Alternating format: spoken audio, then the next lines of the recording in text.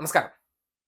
അധികാരത്തിൽ അങ്ങോട്ട് ഏറിയതേ ഉള്ളൂ കോപ്പർ മഹാരാജാവിന്റെ തനി നിറം പുറത്തു വന്നിട്ടുണ്ട്. കഴിഞ്ഞ ദിവസം തൃശ്ശൂരിൽ നിന്നുള്ള ഒരു രംഗമാണ്. രാജാവ് ഒരു ഒറ്റ മുണ്ടൊക്കെ അങ്ങോട്ട് പുതപ്പിച്ചുകൊണ്ട് ക്ഷേത്ര ദർശനത്തിന് പോകുന്ന വഴിയാണ് ഒരു പാവപ്പെട്ട സംഘിയുടെ രൂപം കാണുമ്പോൾ അറിയാം ഏതോ ഒരു പിന്നോക്കക്കാരനായിട്ടുള്ള സംഘിയാണ്. ആ സംഘി ഒരു ആഗ്രഹം കൊണ്ട് ഈ രാജാവിന്റെ കയ്യിൽ ഒന്ന് സ്പർശിച്ചു പോയി. യോ, രാജാവ് പിന്നെ അശുദ്ധിയായില്ലേ, തട്ടിത്തെറിപ്പിക്കുന്നുണ്ട്. പക്ഷെ ധാർഷ്ട്യമല്ല. അത് ഒരു രാജാവാകുമ്പോൾ സ്വാഭാവികമായിട്ട് ഇതൊക്കെ കാണിക്കണ്ടേ, എന്നാലേ രാജാവിന്റെ ആ പ്രൗഢിക്ക് ചേരത്തുള്ളൂ. ഇത് ആ പിണറായി എങ്ങാനും കാണിക്കണമായിരുന്നു. ഓ, പിന്നെ നമുക്കിവിടെ ആഘോഷിക്കാമായിരുന്നല്ലോ. കേവലം ഒരു മൈക്കിന്റെ അടുത്ത് ഏതെങ്കിലും ഒരു പ്രശ്നം വരുമ്പോൾ ഒരു മൈക്ക് ഓപ്പറേറ്ററുടെ അടുത്ത് ഒരു ചോദ്യം ചോദിച്ചാൽ എന്തെല്ലാം ക്യാപ്ഷനായി, എന്തെല്ലാം ഫോട്ടോയായി, എന്തെല്ലാം തരത്തിലുള്ള ചർച്ചകളായി, എന്തെല്ലാം പരിഹാസങ്ങളായി. പക്ഷേ കോപ്പർ രാജാവ് കാണിച്ചാൽ നമ്മൾ കണ്ടില്ല, കണ്ണങ്ങ് ഇറുക്കി അടച്ചേക്കും. ഒരു പിന്നോക്കക്കാരനായിട്ടുള്ള വ്യക്തിയാണ്. ഒരുപക്ഷെ എൻ്റെ ഒരു അഭിപ്രായത്തിൽ പറയും, ചിലർക്ക് ഇത് ആവശ്യമാണ്. കാര്യം ഇവർ നടത്തിക്കൊണ്ടിരിക്കുന്ന ഒരു ഗിമ്മിക്സ് ഉണ്ടല്ലോ, അതായത് പഴയ രാജഭരണം ഈ നാട്ടിൽ കൊണ്ടുവരണമെന്നുള്ള, അല്ലെങ്കിൽ ഹിന്ദു രാജ്യമാക്കണമെന്നുള്ള ഇവരുടെ ഒരു രീതിയൊക്കെ കാണുമ്പോൾ ഈ പിന്നോക്കക്കാരായിട്ടുള്ള കുറച്ച് പേരെ വിശ്വാസം അങ്ങോട്ട് പഠിപ്പിച്ച് കൂടെ ചേർത്ത് നിർത്തിയിട്ടുണ്ട്. അങ്ങനെ ഒരു വ്യക്തിയാണ്. കാണുമ്പോൾ തന്നെ ഏതൊരു സാധു മനുഷ്യനാണ്. ആ മനുഷ്യനൊന്ന് ദേഹത്തെ തൊട്ടപ്പോ കൈ തട്ടി എറിയുന്ന ആ ഒരു ധിക്കാരം കണ്ടില്ലേ? ഈ ധിക്കാരത്തേക്ക് നമ്മുടെ നാട്ടിൽ ധിക്കാരവും ധാർഷ്ട്യത്തിന്റെയും പട്ടികപ്പെടുത്തില്ല. അത് ചില ആൾക്കാർക്ക് മാത്രമാണ് അത് പതിച്ചു കൊടുത്തിട്ടുള്ളത്. കാര്യം അവർ എന്ത് കാണിച്ചാലും ആ കാറ്റഗറിപ്പെടുത്തി ആക്ഷേപവും ഇതൊക്കെ മഹത്വവൽക്കരിക്കുന്ന വിഭാഗക്കാർ.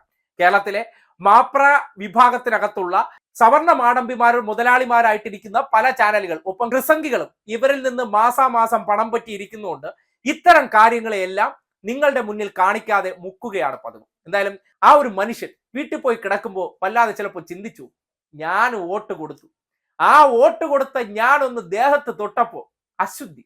സ്വാഭാവികമല്ലേ?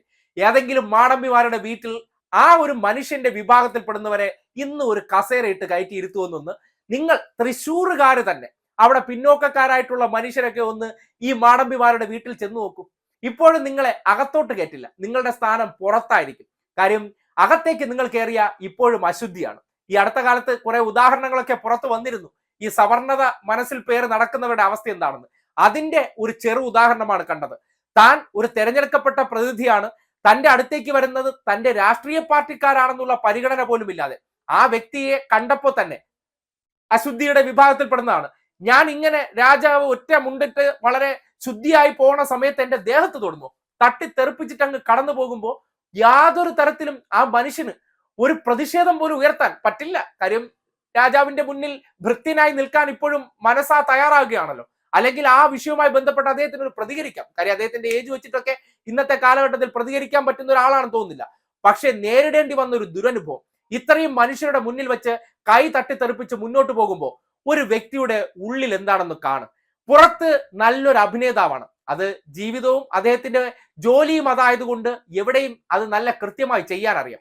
ഇത് ഇവിടെ മാത്രമായിരുന്നു. തെരഞ്ഞെടുക്കപ്പെട്ടതിന് തൊട്ടടുത്ത് തന്നെ ഇദ്ദേഹത്തിന്റെ ഡ്രൈവറോട് പെരുമാറുന്ന ഒരു ദൃശ്യവും നേരത്തെ പുറത്തു വന്നിട്ടുണ്ടായിരുന്നു. കണ്ടില്ലായിരുന്നോ? ഒന്ന് വാഹനം നിർത്താൻ വൈകിയപ്പോ അദ്ദേഹത്തിന്റെ തോളിൽ കയറി ഒരു അടി കൊടുക്കുന്നത് കണ്ടില്ലായിരുന്നോ? ഇതാണ് പഴയ മാടമ്പിത്തരവും അല്ലെങ്കിൽ അഹങ്കാരവും ധാർഷ്ട്യവും. പുറത്ത് ഞാൻ വിനയാന്വിതനായി അഭിനയിക്കുന്നവരുണ്ടോ, നിങ്ങൾ കരുതിക്കോളൂ, അത് കൃത്രിമത്വമാണ്, അത് ഉടായിപ്പാണ്, കാര്യം കാണാൻ വേണ്ടിയുള്ള ഒരു നമ്പർ മാത്രമാണ്. അത് മാത്രമാണ് ഈ കോപ്പർ ഗോപി കാട്ടിക്കൊണ്ടിരിക്കുന്നതെന്ന് തൃശ്ശൂറുകാർക്ക് മനസ്സിലാക്കാൻ ഇനി ഏറെ കാലമൊന്നും വേണ്ടി വരില്ല, ചുരുങ്ങിയ സമയം മതിയാകും.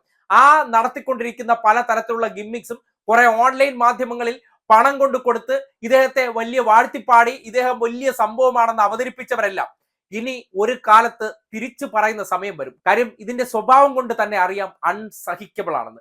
ആ അൺസഹിക്കബിളിന്റെ ഒരു സാമ്പിൾ വെടിക്കെട്ടാണ് ഇന്നിപ്പോൾ കണ്ടത്. ജയിച്ചു കഴിഞ്ഞ് വന്ന് ഇറങ്ങിക്കഴിഞ്ഞാൽ പിന്നെ ഞാൻ രാജാവാണ്, നേരത്തെ പ്രജ എന്ന് പറയാറുണ്ട്. പ്രജകൾക്ക് രാജാവിനെ തൊടാൻ പാടില്ല, തൊട്ടാൽ ഈ രീതിയിലുള്ള പ്രതികരണം ഉണ്ടാകും. ഇതിൽ തീർന്നല്ലോ.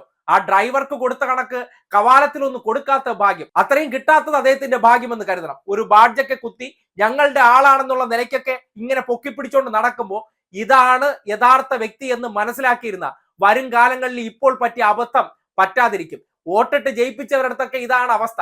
അത് ഇനി എത്ര പിന്നോക്കക്കാരനായിരുന്നാലും ആ രീതിയിലേ കാണത്തുള്ളൂ. ആ മനോഭാവത്തിലൂടെ വളർന്നു വന്നവരാണ്. ഈ അടുത്ത കാലത്ത് ഇദ്ദേഹത്തിന്റെ ഫേവറിറ്റിസമായിട്ട് തന്നെ കൊല്ലത്ത് മത്സരിച്ച അല്ലെങ്കിൽ ഇദ്ദേഹത്തിന്റെ സന്തത സഹചാരിയും കൂടെ ഉള്ള കൃഷ്ണകുമാർ എന്ന് പറയുന്ന വ്യക്തി, അദ്ദേഹം മുമ്പ് അദ്ദേഹത്തിന്റെ തറവാട്ടിലുള്ള പിന്നോക്കക്കാർക്ക് കഞ്ഞി കൊടുത്ത അവസ്ഥ വളരെ കൊതിയോടുകൂടി നോക്കിയെന്ന ഒരു അനുഭവം പറഞ്ഞിട്ടുണ്ട്.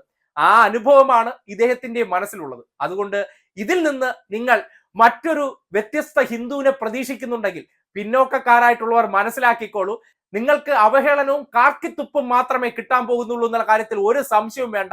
പിന്നെ എന്തെങ്കിലുമൊക്കെ ഔദാര്യത്തിൽ ഇട്ടു തരുന്നത് ഒരു വലിയ സംഭവമായിട്ട് നിങ്ങൾ കാണുന്നുണ്ടെങ്കിൽ അതൊക്കെ നിങ്ങളുടെ കണ്ണി പൊടിയിടാൻ വേണ്ടിയുള്ള പിച്ചയായിട്ട് മാത്രമായിരിക്കും അദ്ദേഹം മനസ്സിൽ കാണുന്നത് എന്നുള്ള കാര്യത്തിൽ ഒരു സംശയവുമില്ല തന്നെ.